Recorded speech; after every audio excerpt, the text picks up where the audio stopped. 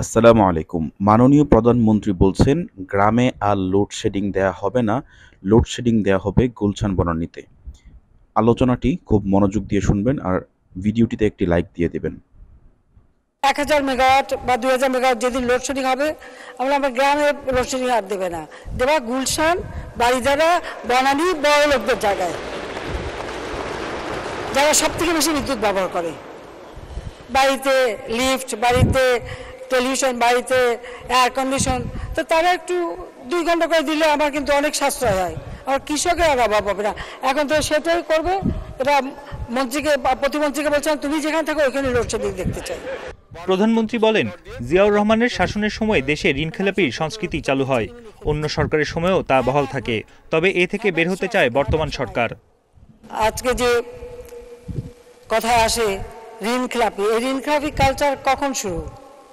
ওই জিয়াউর রহমান যখন অবৈধভাবে ক্ষমতা দখল করে ক্ষমতাকে কুক্ষিগত করে, ঠিক সেই থেকেই শুরু, যার ধারাবাহিকতা আমরা দেখেছি এরশাদের আমলে, খালেদা জিয়ার আমলে, এবং সেখান থেকে এখনও পূর্ণ মুক্তি পাওয়া যায়নি।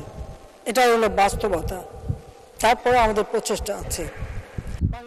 বিদেশিদের সঙ্গে আতাত করে 2001 সালে ক্ষমতায় আসে বিএনপি। প্রধানমন্ত্রী বলেন, সে সময়ের দুঃশাসনের কথা মানুষ এখনো ভুলে যায়নি।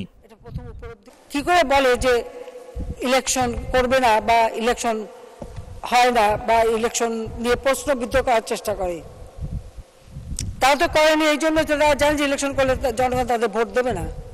কারণ ওই 2001 থেকে 2006-এর ক্ষত মানুষের মন থেকে মুছে যায়নি, বা জিয়াউর রহমান সে অপকর্ম মুছে যায়নি।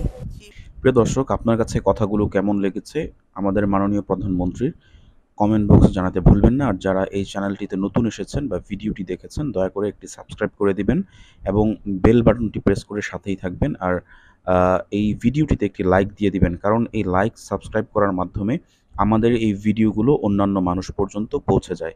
আর আপনি এই ভিডিওটিতে যদি একটি লাইক দেন এবং একটি সাবস্ক্রাইব করে দেন, এতে কিন্তু কোনো আপনার ক্ষতি হবে না, কিন্তু আপনার উপকার হবে। একটি ভালো কাজে আপনি সহযোগিতা করলেন। আমাদের জন্য দোয়া করবেন। আসসালামু আলাইকুম।